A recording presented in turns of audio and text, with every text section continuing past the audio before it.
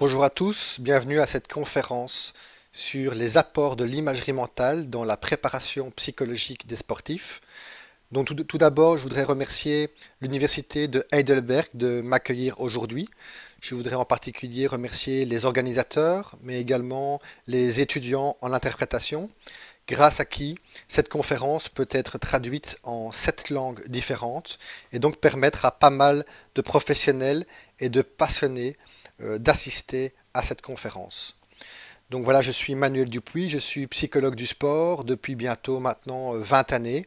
Donc je travaille avec des sportifs de haut niveau pour une association qui s'appelle Psychosport. Je travaille également pour des clubs, pour des fédérations et je travaille également pour le service psychologique du Centre d'aide à la performance sportive en Belgique, qui est subsidié en fait par l'ADEPS pour travailler avec des sportifs de haut niveau qui sont en fait reconnus par l'ADEPS. Alors, d'abord, il me semble important d'introduire la conférence par certains concepts. La psychologie du sport, déjà, qu'est-ce que c'est pour ceux qui ne savent pas? La psychologie du sport, c'est l'étude des comportements des êtres humains dans un contexte sportif.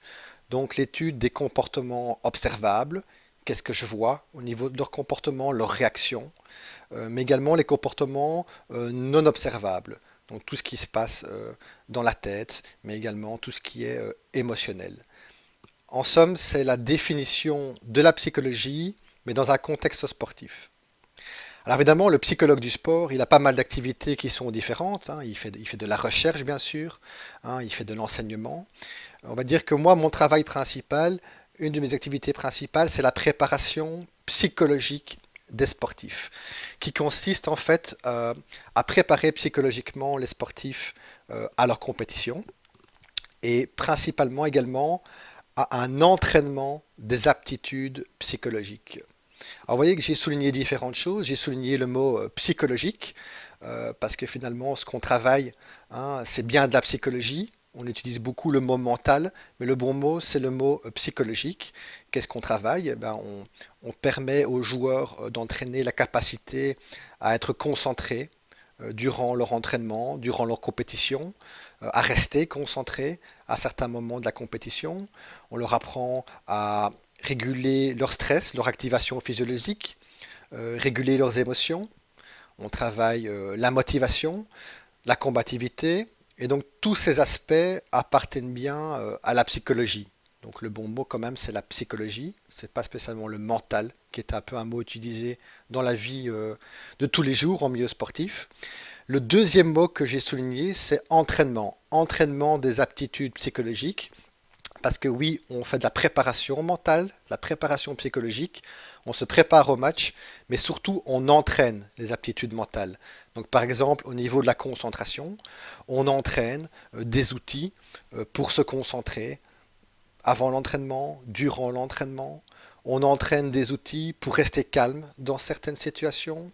On entraîne des outils pour activer de la confiance en soi avant un match.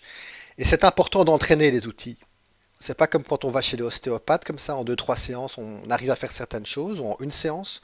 C'est important toujours d'entraîner et d'entretenir. Une fois qu'on a acquis des capacités, il faut les entretenir. Alors évidemment, les sportifs sont parfois autonomes, mais parfois c'est intéressant de les accompagner, parfois même plus à long terme, même si on ne se voit pas souvent, pour maintenir cet entraînement. Alors, autre activité du psychologue du sport, c'est la psychologie clinique du sport, qui consiste en fait à travailler avec des sportifs qui ont des problèmes psychologiques plus importants, parfois une anxiété importante, un stress important, un épuisement psychologique, parfois des problèmes de dépression, ou parfois des problèmes alimentaires par exemple. Euh, on parle de différentes notions, psychologue du sport, préparateur mental, coach mental, c'est quoi la différence?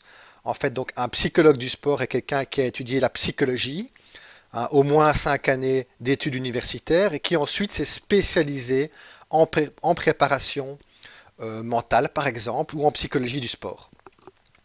La préparation mentale, donc j'ai bien mis le mot mental entre guillemets, puisque le bon mot en fait c'est préparateur psychologique, et coach mental qui est un mot en fait synonyme de préparateur mental, préparateur psychologique, qu'on utilise en fait dans le quotidien du sportif, mais qui en réalité est un petit peu un concept qui n'existe pas, puisque dans coach on peut mettre un peu tout et n'importe quoi. Ce qui est important à retenir, c'est que le psychologue se spécialise en psychologie du sport, en préparation mentale. Et c'est vrai que parfois, certains coachs mentaux, préparateurs mentaux, se déclarent préparateurs mentaux en ayant fait une formation d'1 an ou parfois moins. Il faut savoir que tout de même, les psychologues ont une formation, on va dire, plus globale, plus approfondie, et se sont spécialisés, on va dire, dans la préparation psychologique.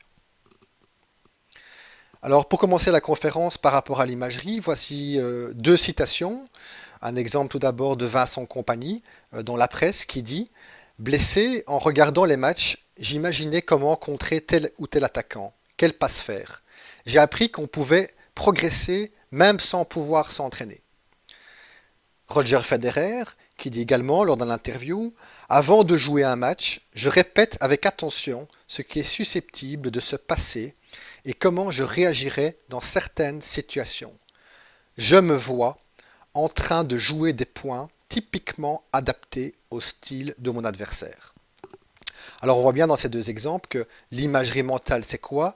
C'est donc bien s'imaginer jouer. Et en s'imaginant jouer, on peut se préparer à des compétitions, comme le fait Roger Federer. Mais on peut également entretenir des mouvements techniques, voire progresser même au niveau technique. Alors c'est toujours intéressant d'avoir des citations comme ça de joueurs qui ont une expérience et qui se confirment en fait dans les études scientifiques également. À savoir que l'imagerie mentale est quelque chose qui a un impact positif sur la performance. Alors, il y a l'imagerie mentale interne, c'est s'imaginer jouer de l'intérieur. Donc, imaginons je joue au tennis, je m'imagine ce que je vois, donc je m'imagine le terrain, je m'imagine mes sensations quand je joue. Je joue de l'intérieur. L'imagerie mentale externe, c'est de l'imagerie mentale où on se voit de l'extérieur, un petit peu comme dans une vidéo.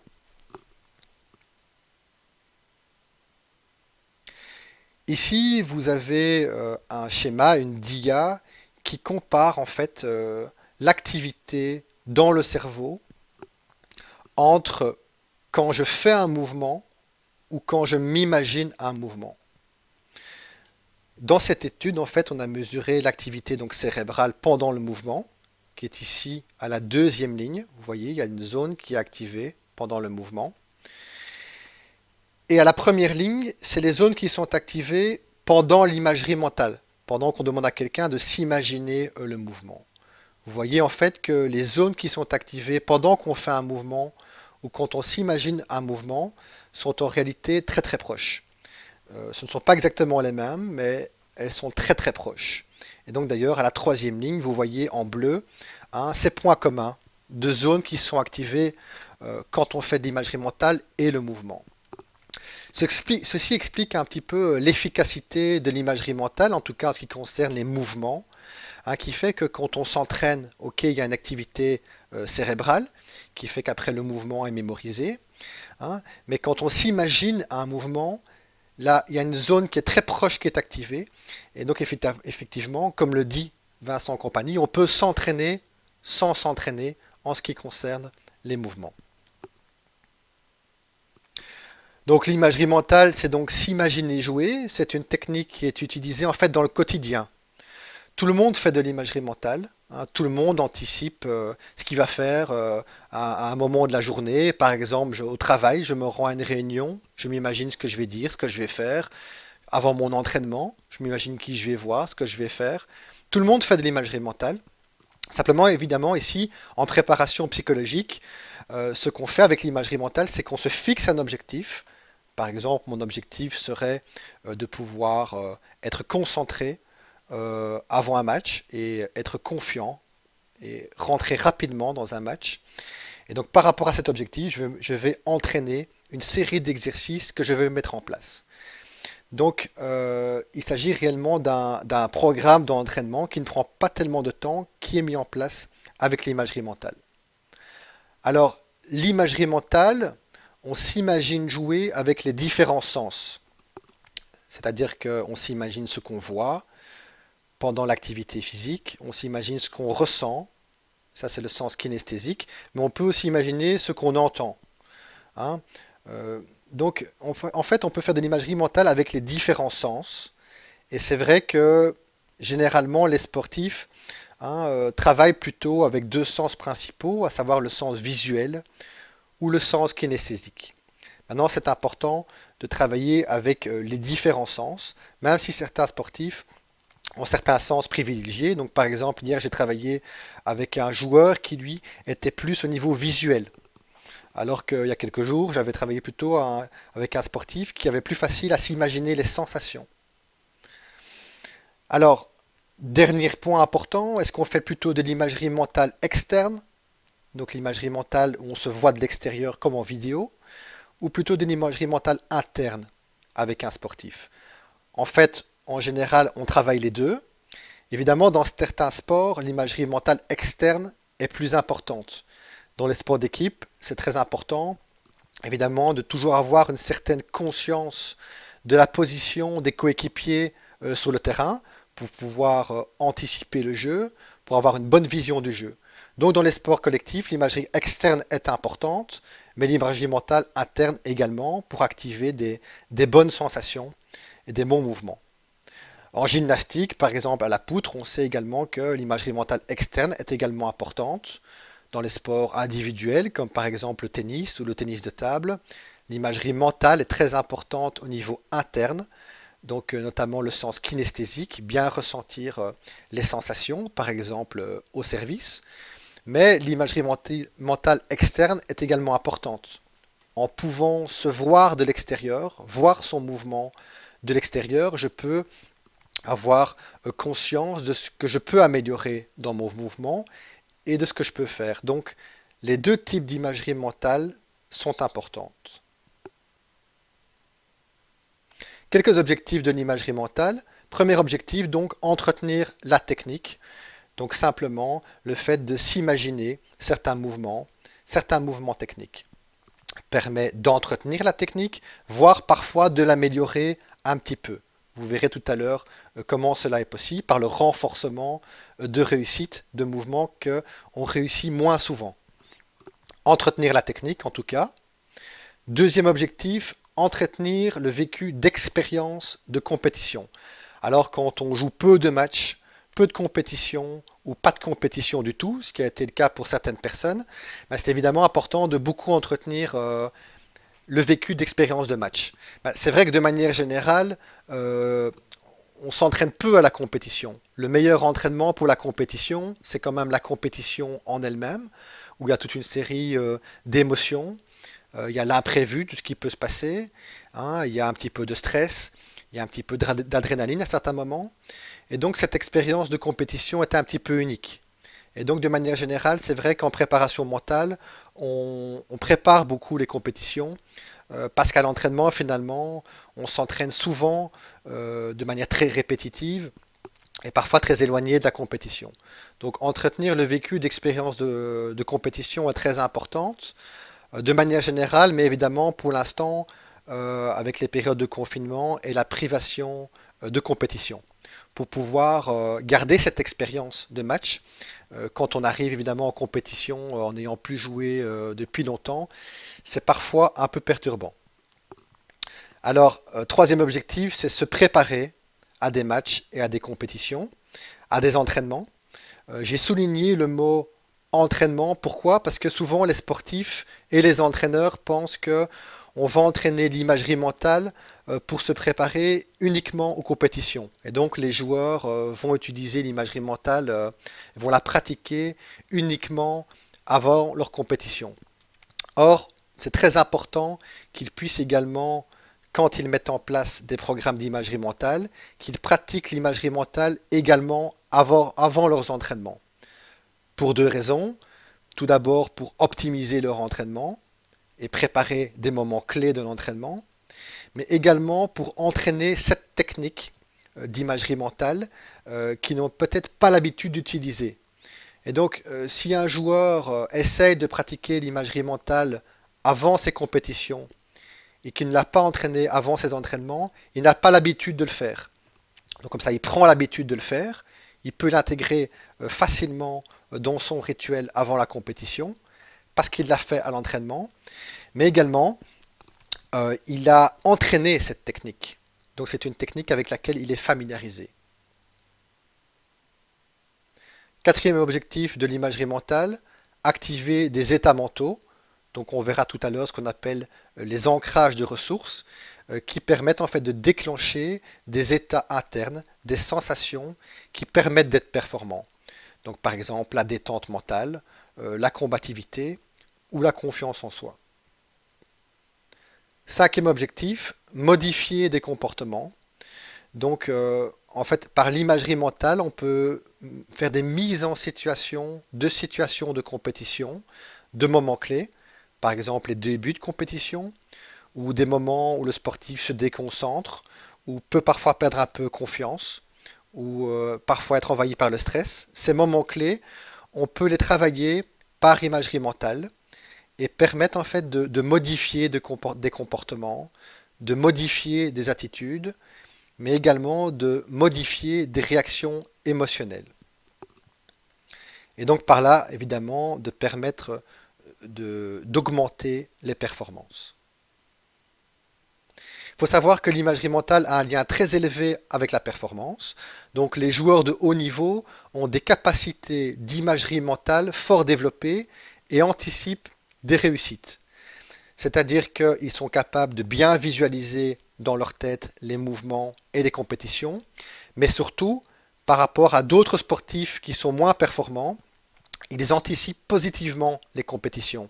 Donc généralement, ils ont des images mentales dans leur tête de réussite, alors que d'autres sportifs moins performants, peut-être aussi performants techniquement et physiquement, mais moins performants en match, vont anticiper un peu plus négativement les compétitions et leurs performances.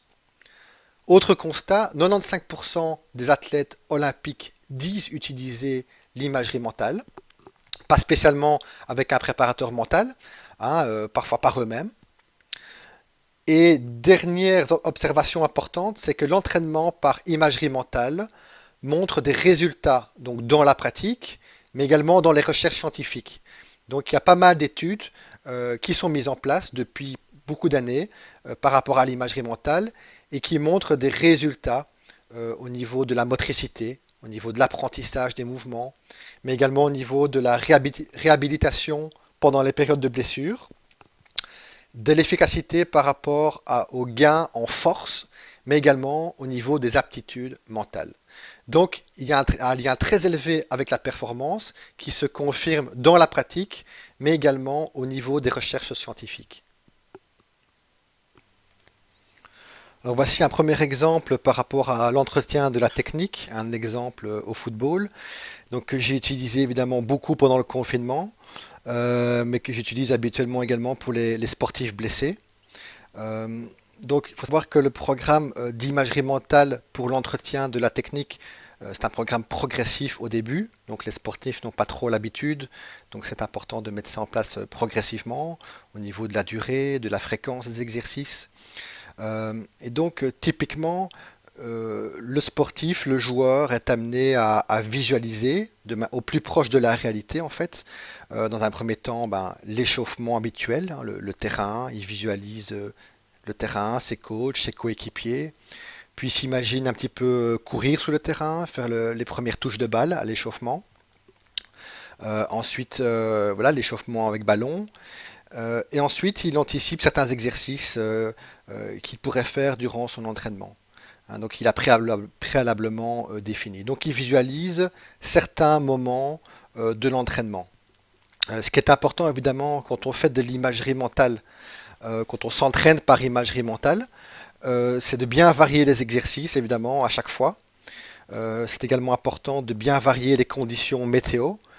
Idéalement, en fait, c'est intéressant de simplement regarder, tiens, quel temps il fait dehors. Imaginez, vous êtes blessé, vous ne pouvez pas vous entraîner, vous imaginez vous regardez le temps qu'il fait dehors et vous faites de l'imagerie mentale avec cette météo-là. C'est important aussi de varier les terrains.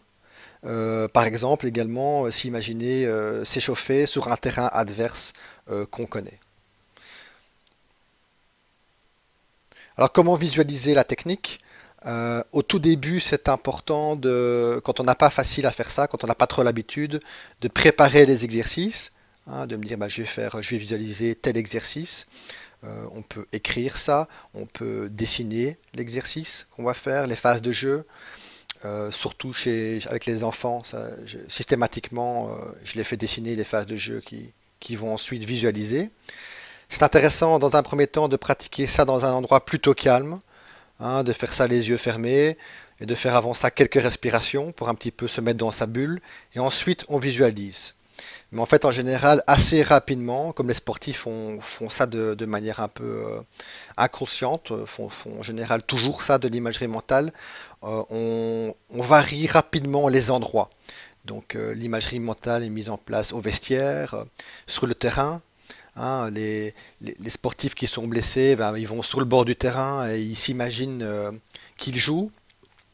Et donc les exercices peuvent aussi se faire les yeux ouverts. C'est ça l'objectif à moyen terme, c'est de pouvoir faire l'imagerie mentale les yeux ouverts sur le terrain avant une compétition ou même par exemple avant un penalty. Avant un penalty, simplement visualiser la trajectoire de la balle par exemple ou la sensation euh, pour en fait préactiver le corps à tirer le penalty. Ou avant un service au tennis par exemple. Donc avec un petit peu d'expérience, ça se pratique assez facilement dans différents contextes. On utilise beaucoup l'imagerie mentale au niveau de la technique, mais aussi de la confiance en soi avec les vidéos. Donc évidemment, l'exercice consiste à visionner une vidéo. Hein, on peut regarder par exemple une vidéo d'un match et s'arrêter par exemple à certains moments clés, hein, par exemple un bon geste technique, une bonne phase de jeu, une bonne initiative. Eh bien, j'arrête la vidéo et je revisualise l'action. Donc pour le cerveau, ça fait comme si on le faisait une deuxième fois et donc ça permet de renforcer des mouvements ou des bons comportements grâce à l'imagerie mentale. Par contre, des mouvements ou des phases de jeu qui n'ont pas été bonnes ou des attitudes qui ont été négatives, on peut s'imaginer, mais tiens, qu'est-ce que j'aurais pu faire à ce moment-là? Évidemment, on peut faire ça seul ou avec son coach, définir le bon mouvement ou ce qu'on pourrait faire, et ensuite visualiser le bon mouvement, le bon geste technique ou la bonne attitude. Donc ça permet de corriger grâce à l'imagerie mentale. Au final, ça permet d'entraîner donc des automatismes par imagerie mentale en renforçant les bons mouvements, les bons comportements et en corrigeant les mauvais. Alors, j'ai donné l'exemple de regarder une longue vidéo, mais il y a aussi des systèmes informatiques hein, très intéressants, comme pour l'instant je le fais avec une équipe de hockey, un club de hockey qui a en fait là donc la possibilité d'avoir toutes les séquences de jeu des joueurs et donc la possibilité finalement de choisir des phases de jeu, des mouvements pour les renforcer ou les corriger. Alors, l'entretien de la situation de compétition est un autre objectif de l'imagerie mentale qui est très important, évidemment, à l'heure actuelle, pour les sportifs qui n'ont pas l'occasion de beaucoup jouer ou pour les sportifs blessés. Euh, L'exercice consiste à vivre des matchs en imagerie mentale pour entretenir la situation de match. Donc, d'abord, par rapport à des souvenirs, par exemple, choisir des matchs de performance et ensuite revivre cette situation avec toutes les sensations de match, avec toutes les émotions, ce qui permet finalement de réactiver ce moment un petit peu inédit de la compétition, ce moment très particulier où les émotions rentrent en jeu, où toute une série de facteurs qu'on ne vit pas à l'entraînement rentrent en jeu. Donc entretenir la situation de match. Et alors, évidemment, on peut également anticiper des matchs. Ça veut dire que quand on manque de matchs, on peut, par exemple, comme avec Ludo au tennis de table ici, qui en est un exemple, quand on ne joue pas beaucoup de matchs, on peut s'imaginer des matchs contre, par exemple, contre des adversaires dans des salles qu'on connaît. Donc c'est important que l'imagerie mentale soit au plus proche de la réalité. D'ailleurs, c'est important de savoir que l'imagerie mentale ne fonctionne que si on s'imagine jouer à un niveau qu'on est capable de faire. Ça veut dire qu'on performe à un certain niveau, qu'on est capable de faire, et qu'on fait des mouvements qu'on est capable de le faire, et que donc le cerveau peut reconnaître. Là, a fortiori, au niveau de ludo, tennis de table, donc il choisit des salles de compétition en Belgique ou à l'étranger, qu'il connaît, où il a déjà joué. Il choisit des adversaires contre qui il a une tactique, et donc il s'imagine jouer ses matchs, il s'imagine ses services, il s'imagine les mouvements, la sensation de match. La visualisation mentale permet également de se préparer à des moments clés qui peuvent se passer durant une compétition. On sait que les débuts de compétition, c'est important. Ici, dans le cas de Lucas au karting, les moments importants, évidemment, le départ est très important, mais pour lui, c'était surtout quand il pleut, ou les moments où il doit dépasser, où il doit un petit peu prendre confiance, hein, agir. Ces moments-là peuvent être anticipés en visualisation, de manière à activer des bons comportements et également des bons automatismes mentaux. A fortiori, peut-être la détente mentale, la concentration et peut-être la confiance en soi, dans ce cas-ci, en ce qui concerne Lucas. Entretien de la situation de match. Autre exemple ici, durant le confinement, à nouveau un joueur de football.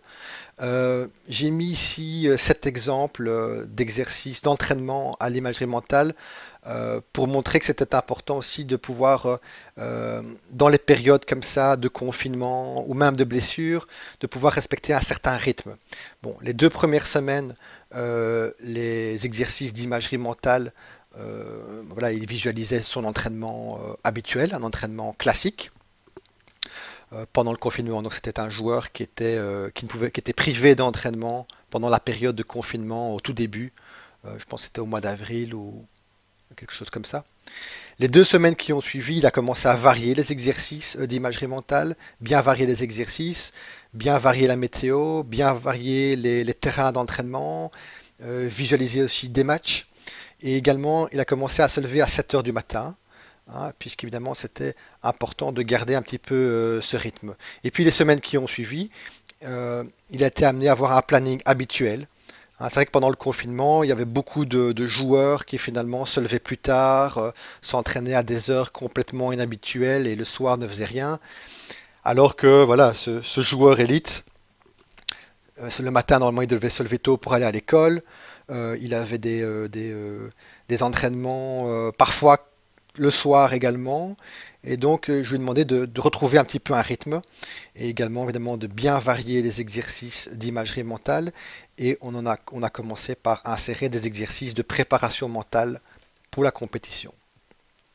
Alors, voici un autre exemple, qui est l'exemple de Fred, qui est un joueur de tennis, avec qui j'ai travaillé une dizaine de séances, et qui en fait avait au départ 3 objectifs qui étaient en interaction, qui étaient interreliés. C'est important d'avoir ça bien en tête, que les objectifs en fait de travail sont souvent liés.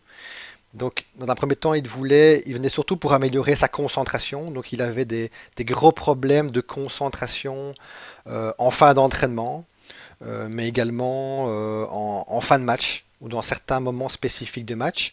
Et on s'est en fait rendu compte assez rapidement que ces problèmes de concentration, ces pertes de concentration, étaient liés quand même principalement à un problème physique. Ça veut dire des heures de sommeil qui étaient insuffisantes. Donc il passait beaucoup de temps le soir devant son téléphone, en allant dormir vers minuit, minuit et demi. Et donc voilà, simplement en allant dormir 1 heure plus tôt par jour, ben, il a gagné 30 heures de sommeil par mois. Hein, donc c'est 4 nuits de 8 heures, ce qui est énorme. Et également, ce qu'il a gagné également, on s'est rendu compte que c'était un joueur qui enchaînait les points très rapidement, qui jouait les points très vite, et ça lui correspondait assez bien parce qu'en enchaînant les points vite, voilà, c'était un peu son dynamisme et il marquait beaucoup de points comme ça. Sauf qu'il ne prenait pas le temps de récupérer entre les points et qu'en deuxième partie d'entraînement ou en deuxième partie de match, il était claqué.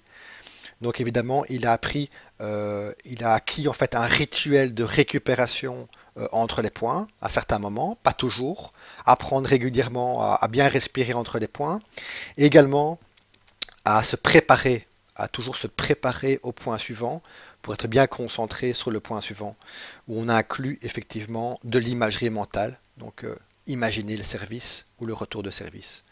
Les conséquences de tout ça, ben évidemment, il s'est amélioré au niveau de la concentration, mais il s'est également amélioré au niveau physique, et il a également amélioré son service puisqu'il était plus concentré et qu'il a pratiqué l'imagerie mentale avant le service, ce qui permet de préactiver le corps au service. Deuxième objectif, c'était le revers. Donc, il avait du mal à lâcher son revers, à faire un bon mouvement en revers. C'était clairement aussi un petit peu mental, mais évidemment aussi technique, puisque c'est un petit peu c'est lié, évidemment. Donc, avec l'imagerie mentale, là, j'étais sur le terrain avec l'entraîneur. Et l'exercice consistait simplement à certains moments, lorsque l'entraîneur identifiait un bon mouvement, là le mouvement était parfait, simplement il arrêtait le joueur et quelques secondes le joueur revisualise le mouvement sans la sensation de mouvement et visualise le mouvement. Et le joueur par lui-même aussi à certains moments, hein, quand il sentait un bon mouvement, il revisualisait le mouvement ou simplement ressentait la sensation juste après la réussite. Et également par rapport au revers, on a mis en place des exercices de visualisation avant et après l'entraînement. Troisième objectif, qui était lié au revers, mais pas seulement, hein, c'était des problèmes de stress, un blocage au niveau du revers, donc des tensions en fait qu'il avait identifiées dans ses muscles, notamment dans ses bras, dans son épaule, mais également du stress physiologique, hein, somatique, qui venait à certains moments clés, en particulier en début de match, mais également dans les débuts de set. Notamment, ça c'était des moments où il y avait quand même du stress qui faisait que parfois il perdait un petit peu ses moyens, il perdait sa technique. Donc les exercices qui ont été mis en place, c'est de la pleine conscience de la respiration en revers. On sait que quand on est un petit peu stressé, un petit peu tendu, la respiration est mauvaise. Il y a des crispations musculaires qui se mettent en place. Donc il s'est entraîné simplement de manière consciente à bien respirer pendant son mouvement en revers. Et donc en tennis, hein, on inspire quand on prépare le mouvement et on souffle quand on touche la balle. Hein, ce qui n'est pas le cas toujours quand on est un petit peu tendu. Donc il a bien entraîné ça. Il a mis en place des exercices de visualisation de son revers, mais également cette sensation de détente, hein, ce lâchage, le fait de lâcher son mouvement en revers. Et il a appris à utiliser des outils de régulation du stress pour se calmer dans les moments clés, comme par exemple la relaxation Jacobson situationnelle. Alors les effets indirects, évidemment, ça lui a permis d'être plus calme dans les moments clés, mais il a surtout pris confiance en lui-même, pris confiance en son revers. Il a amélioré son retour de service, hein, parce qu'il était également un peu plus relâché au service, mais il utilisait aussi l'imagerie mentale juste avant le retour de service, très rapidement.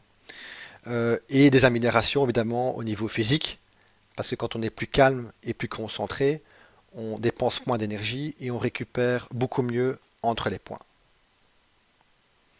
Donc cet exemple de ce jour de tennis, de Fret, montre bien qu'il y a en fait une interaction entre les différents facteurs de performance et que c'est important de toujours avoir une approche bien globale. On a vu évidemment que les aspects physiques influençaient le psychologique, hein, puisque le fait de ne pas bien récupérer entre les points fait qu'il était moins concentré. Ça c'est un exemple, mais le psychologique évidemment influence aussi beaucoup le physique. Hein, si on est trop stressé, on va être plus vite fatigué, on va être tendu dans les muscles. Par contre, quand on est en confiance et qu'on est combatif, on va pouvoir parfois se transcender au niveau physique, on va pouvoir un petit peu dépasser ses limites, entre guillemets. Le psychologique, évidemment, influence la technique, puisque quand on est détendu mentalement, qu'on est bien concentré et bien en confiance, bah, ça permet de pouvoir exprimer sa technique en compétition, alors que quand on est en manque de confiance, quand on hésite ou quand on est un petit peu tendu, on va perdre sa technique en compétition. Et donc c'est par exemple les erreurs grossières qui peuvent survenir dans les moments clés d'une compétition. Et la technique influence évidemment également le mental, puisque quand on est bien entraîné techniquement, cela peut permettre de bien reprendre confiance. Et d'ailleurs, un joueur qui est en perte de confiance, quand il entraîne un petit peu ses bases, reprend un petit peu confiance. Alors, un troisième objectif de l'imagerie mentale, et qui est évidemment très important, c'est se préparer à des compétitions. Euh, donc, l'imagerie mentale est pratiquée généralement un petit peu avant la compétition, hein, de manière à se concentrer, à prendre confiance, et consiste généralement, un petit peu les exercices de base, à visualiser simplement l'échauffement, des phases de jeu ou des situations de compétition. En faisant cela, ce qui se passe, c'est qu'il y a une préactivation du corps et des mouvements. En visualisant des mouvements, en visualisant des réussites, il y a une activation au niveau du cerveau et en fait les mouvements sont préactivés. Ce qui fait que quand on commence la compétition, on rentre plus facilement dans la compétition, on se sent plus vite familiarisé, directement plus chaud, à un moment de la compétition qui est souvent difficile. Hein. Donc les visualisations sont très intéressantes pour le début des compétitions, pour bien rentrer dedans, pour se concentrer évidemment, mais également pour anticiper certaines situations de la compétition qui sont parfois plus difficiles, des moments physiques où c'est plus dur, où il faut être combatif, peut-être des moments clés où il y a un petit peu plus de stress, quand on est déstabilisé, quand on est déconcentré. Et donc le fait de pouvoir visualiser des bons comportements, de pouvoir visualiser aussi certaines réactions au niveau émotionnel, permettent finalement lors de la compétition que cela se passe mieux puisque cela a été préalablement préactivé et parfois même un petit peu automatisé. Donc l'imagerie mentale qui est très importante pour la préparation des matchs. Et ici, je vous ai mis quelques exemples de joueurs qui ont bien voulu faire on va dire, un petit témoignage anonyme de ce que leur a apporté l'imagerie mentale. Là, c'était un premier exemple. Donc, c'était un joueur de football U18 élite qui était un attaquant, qui était vraiment, qui avait perdu toute confiance en lui, un petit peu effondré. Pas très bien psychologiquement à cause de ça, qui n'avait plus marqué depuis très longtemps, qui avait perdu confiance en lui, et dont le coach également avait perdu confiance en lui. Et donc il était un peu dans une spirale négative. Évidemment, quand c'est comme ça, on anticipe un petit peu négativement les choses parfois. Et donc le fait de pouvoir simplement refaire des exercices de visualisation en revivant des moments de réussite qui n'étaient pas si éloignés finalement, hein, en 3 mois, on ne perd pas toute sa technique, on ne perd pas tout son jeu. Simplement en revisualisant des réussites, ça lui a permis de reprendre confiance en lui, déjà de revivre cette sensation de confiance qui avait été un peu mis de côté. Ça a réactivé de la confiance. Il a déjà repris confiance en l'entraînement. Et ça, c'est assez rare parce que normalement, il faut beaucoup d'entraînement. Mais ce joueur-là a pu monter brièvement le jeu le week-end. Je ne sais plus si c'est après une séance ou 2 séances. Je crois que c'est après la deuxième séance. Et il a marqué après 2 minutes qu'il est monté au jeu et a marqué 2 goals. Donc c'est vrai que voilà, l'imagerie mentale peut avoir cette possibilité de briser les spirales négatives quand une sensation de confiance a été perdue. Ça permet pas mal de réactiver de la confiance en soi. Alors j'ai mis ici un deuxième exemple d'un joueur de hockey de division d'honneur en Belgique, qui en fait était un joueur qui était déjà très nerveux à la base, qui avait un peu du mal à canaliser ses émotions, mais pour qui justement au niveau du hockey, ça lui permettait c'était un bon exutoire, hein, le sport. Et voilà, un très bon joueur, mais qui perdait, on va dire, ses moyens sur le terrain régulièrement, qui devenait nerveux, qui sortait du match pour différentes raisons, qui râlaient sur l'arbitre, évidemment, et ça ces déconcentrations avaient des impacts très importants sur sa performance, pouvaient être fatales pour l'équipe, et donc simplement, avec l'apprentissage de techniques de respiration, et de visualisation, il a pu déjà être plus calme avant la compétition, être bien prêt, mais également entraîner ce qu'on appelle un exercice d'ancrage, comme vous voyez, hein. Il serre son stick, donc d'entraîner un automatisme entre un déclencheur et un état. Donc ça, j'y reviendrai tout à l'heure. Donc par un exercice d'ancrage, il parvenait à se reconcentrer et à rester dans le cours de jeu simplement en serrant son stick quand il était un petit peu énervé. J'expliquerai tout à l'heure ce qu'est un ancrage. Et un troisième exemple ici que j'ai mis concerne un joueur de foot professionnel donc, qui avait été blessé, un jeune joueur en début de carrière et qui en fait voilà, est arrivé de manière était en perte de confiance parce qu'il était blessé, il était un petit peu déprimé, anxieux, stressé. Et donc finalement, on a d'abord fait un petit peu de relaxation, puis en entraînant chaque jour des exercices de visualisation. Donc il avait l'impression de s'entraîner, hein, il a beaucoup regardé des vidéos, il a beaucoup pratiqué l'imagerie mentale avec ça. Et donc, qui témoigne, donc ça a été très dur au début, il déprimait, mais au final, ça l'a rendu plus fort. Donc c'est vrai que les périodes de blessure parfois permettent justement, ce jour-là, il a pu apprendre des techniques qui peut-être il n'utilisait pas avant, et qui lui ont permis d'aller mieux et d'utiliser après pour être plus performant.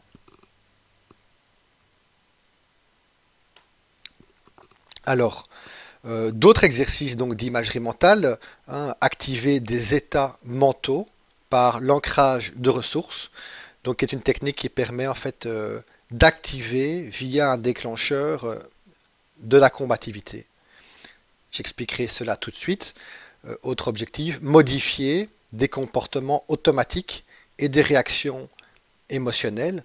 Hein, donc si par exemple de manière automatique, hein, vous vous énervez en début de match, vous êtes trop stressé avant un début de match, ou bien si de manière automatique, hein, quand vous êtes déstabilisé par un adversaire ou quand vous commettez une erreur, cela vous déconcentre, eh bien par imagerie mentale, on peut entraîner des comportements à adopter, des comportements à faire pour se calmer, pour se concentrer.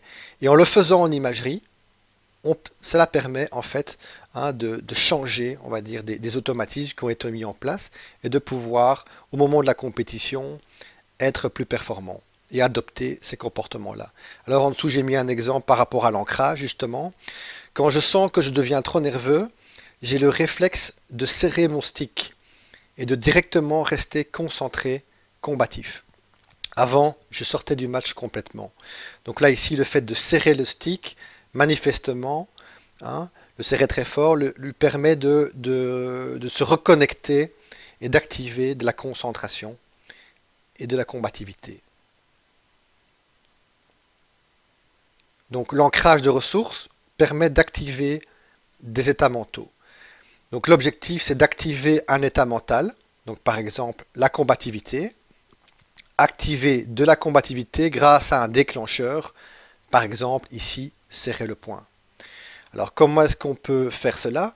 En fait, il y a tout un protocole d'exercice, hein, où en fait on crée une association entre le déclencheur, le fait de serrer le poing, et la combativité.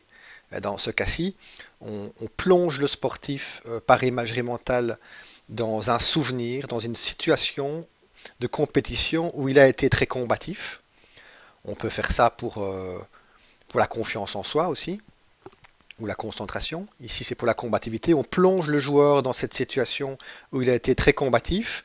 Et quand il ressent cette combativité, donc là, le joueur, il venait avec son stick, hein, il serre simplement son stick. On peut aussi serrer le poing, par exemple. Là, c'était le déclencheur, c'était serrer le stick. Il serre son stick. Il faut répéter l'exercice de nombreuses fois, plusieurs fois par jour. Le faire aussi sous le terrain, il y a tout un protocole. On ne va pas rentrer dans les détails ici. Mais au fur et à mesure des répétitions, se crée une association entre le déclencheur et l'état. Et donc, en serrant le stick, on est plus combatif. J'ai également mis d'autres exemples ici en dessous. Il faut savoir que ça prend pas spécialement beaucoup de temps. Voilà, faire l'exercice, hein, quand il faut le répéter 2-3 fois par jour, c'est 2-3 fois 1 minute, hein. Mais c'est quand même un exercice que les joueurs ont quand même pas mal de... C'est peut-être un des exercices que les joueurs ont le plus de mal à entraîner parce qu'il faut y penser 2-3 fois par jour. Euh, Contrairement à d'autres exercices auxquels ils pensent plus facilement. Parce que là, il faut penser à faire l'exercice plusieurs fois par jour, tous les jours, pendant 2 semaines. Alors, autre exemple, donc Gaëtan, footballeur professionnel, qui a utilisé un ancrage pour activer le lâcher-prise. Donc, lâcher-prise est détendu, quoi, complètement. Euh, et il a utilisé pour ça un déclencheur par une image. Donc, le déclencheur peut être une image liée à un souvenir d'un match. Ludovic, tennis de table, un joueur de super division en Belgique, hein, qui en fait, pour activer la confiance en soi, eh bien, utilisait un mot comme déclencheur, le mot confiance. Toujours avec le même protocole que je vous ai expliqué, la même procédure d'exercice. Alors, un petit focus sur les joueurs blessés, ici avec l'exemple de Jonas, un footballeur professionnel, que j'ai donc accompagné pendant 6 mois, et donc qui au départ, voilà, comme il était blessé de longue durée, il était très anxieux, avait beaucoup de doutes. Donc dans un premier temps, on a pratiqué un petit peu de relaxation et de la méditation pour un petit peu se détendre, un petit peu prendre de la distance, lâcher prise un petit peu par rapport à ce qui se passait. On a pratiqué de l'imagerie mentale pour activer de la confiance en soi. Et ensuite, on a mis, reprendre un petit peu confiance en soi, ce qui était important pour lui. Et on a mis en place un programme d'entraînement de la technique par imagerie mentale. Donc, 3 à 4 séances d'exercice d'imagerie mentale, d'entretien de la technique par semaine. Progressivement, il est allé aux entraînements, il est retourné aux entraînements parce qu'il évitait d'un petit peu aller sur place. C'est important pour d'avoir simplement un contact avec le groupe, un contact avec le terrain, mais également pour optimiser, on va dire, les exercices d'imagerie mentale, parce que faire de l'imagerie mentale devant le terrain, en s'imaginant ce qu'on pourrait faire, permet en fait d'optimiser et de mieux faire plus facilement l'imagerie mentale, puisqu'on est en situation. Entretien de la situation de match, donc il a utilisé des vidéos, analysé des vidéos, et fait de la visualisation, donc pour renforcer certains comportements, certains gestes techniques et en corriger d'autres. Et puis bien sûr, ce qui a été important, c'est la préparation de la reprise de la compétition, qui n'est pas simple. Et là, ce qui est important, c'est l'activation du calme et de la confiance en soi par des exercices d'imagerie mentale, mais également des exercices de pleine conscience des sensations. Simplement se reconnecter avec ces sensations à l'échauffement, dans les premières touches de balle pour retrouver un petit peu les bonnes sensations sur le terrain. Et également mise en place d'un exercice d'ancrage de ressources. Donc un programme assez complet, avec pas tellement de séances que ça. Le premier mois quand même 3 séances, comme il n'était pas très bien. Et puis une séance par mois d'1 heure. L'imagerie mentale en équipe, ben oui, on peut faire de l'imagerie mentale en équipe, même si en général, le psychologue du sport qui va travailler avec une équipe, moi je pense qu'au départ, il doit d'abord avoir un petit peu mis en place déjà un travail avant, avec certains joueurs, avec l'entraîneur, donc il faut une bonne collaboration avec l'entraîneur, et puis alors on fait avec toute l'équipe. Pourquoi? Parce que quand on commence directement avec toute l'équipe, tous les joueurs ne sont pas sérieux, ils ne sont pas concentrés, comme ils n'ont pas l'habitude de faire ça. Donc je pense qu'on ne met pas ça en place tout de suite, mais on peut le faire. Et donc quand on le fait, on visualise des comportements positifs en équipe sur le terrain, de la bonne communication, bien se reprendre quand c'est difficile, activer les comportements positifs des leaders. On travaille également, on prépare des matchs en groupe. Donc ça typiquement, on se réunit avec l'entraîneur et on prévoit un petit temps de préparation du match, notamment au niveau des aspects plus psychologiques, les attentes du coach au niveau de la communication, de la combativité, de l'attitude. Et en fin de séance, Donc moi je suis présent pendant que le coach anime ça. Et en fin de séance, je fais un petit exercice d'imagerie mentale où les joueurs en fait visualisent un petit peu tout ce qu'on a travaillé et en particulier notamment les consignes du coach. Troisième chose qu'on peut faire en équipe, c'est se remémorer des moments positifs de réussite, mais aussi des moments agréables en équipe pour la cohésion, mais également anticiper des moments positifs sur le terrain et parfois en dehors du terrain. Un petit mot quand même sur le coaching de l'entraîneur, qui est quelque chose quand même que j'ai beaucoup développé et que quand je travaille avec une équipe, c'est important de pouvoir mettre ça en place. Donc le plus souvent, j'essaye de mettre en place un programme de préparation psychologique de l'entraîneur finalement, puisque l'entraîneur a un rôle évidemment très central au niveau de l'équipe. Et psychologiquement, c'est pas toujours simple. Voilà, sa communication est importante, sa gestion des émotions est importante. Et là, voilà, en bas, j'ai simplement un petit exemple d'un entraîneur de hockey avec qui j'ai travaillé, de division d'honneur en Belgique, qui dit, par rapport au travail qui a été fait avec la visualisation avant mes briefings me permet d'être prêt, concentré, préparé à toute éventualité. Je suis prêt, serein, là pour motiver mes joueurs. Cela m'aide aussi pour canaliser ma nervosité sous le bord du terrain. Donc cet entraîneur en fait utilisait l'imagerie mentale dans son rituel d'avant-match pour préparer son briefing, mais également préparer des situations pour se concentrer, pour être calme et confiant. Et il utilisait aussi l'imagerie mentale dans des moments où il était un peu plus nerveux pour un petit peu se calmer dans les moments de haute tension, mais également pour préparer son briefing de la mi-temps. Alors il existe également des programmes de développement personnel de l'entraîneur que je mets en place, où l'entraîneur finalement choisit les compétences qui sont les plus importantes pour lui, pour qu'il soit performant en tant qu'entraîneur, et se met en place des objectifs d'action, des tâches à accomplir pour être performant. En conclusion de cette conférence, je dirais que l'imagerie mentale est un outil efficace à de multiples niveaux, avec des effets sous le terrain, mais aussi au niveau de la recherche, au niveau scientifique. L'imagerie mentale s'inscrit dans un travail global d'accompagnement, comme on l'a vu. Donc il ne s'agit pas de faire de l'imagerie mentale comme ça, n'importe comment, avec tout le monde. Je pense qu'il faut avoir un objectif et qu'il faut utiliser les bons outils avec les bonnes personnes également. Troisième conclusion, je dirais que l'entraînement en réponse à des objectifs est la clé de son efficacité. Donc, entraîner l'imagerie mentale est très important. Il ne suffit pas d'aller voir un préparateur mental et de faire de l'imagerie mentale quand on le voit. Il faut le répéter régulièrement. Alors évidemment, ça ne doit jamais être une obligation. Ce qui est important, c'est la motivation du joueur à le faire. C'est vrai qu'au départ, parfois les joueurs, quand ils commencent, sont un peu réticents parfois. Mais une fois qu'ils se rendent compte de cet intérêt, ils vont accroître évidemment leur motivation à le faire plus régulièrement. Et donc, la fixation, la mise en place de l'entraînement prend parfois un petit peu de temps. Pour terminer, voici deux livres qui sont intéressants. À gauche, un livre en anglais, Imagery in Sport. Et à droite, un livre en français. Deux livres assez complets. Le livre en français qui est plus récent, comme vous voyez, qui est axé plus sur les sports de combat, mais qui est intéressant pour tous les sports et qui donne pas mal aussi d'évidence scientifique de l'efficacité de l'imagerie mentale.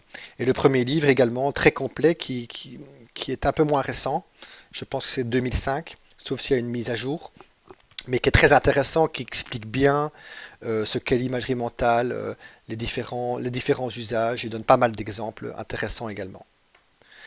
Je vous remercie pour votre attention et donc je vous invite à poser vos questions via le chat si ce n'est déjà fait. Et on va passer donc aux questions-réponses. Un grand merci pour votre attention.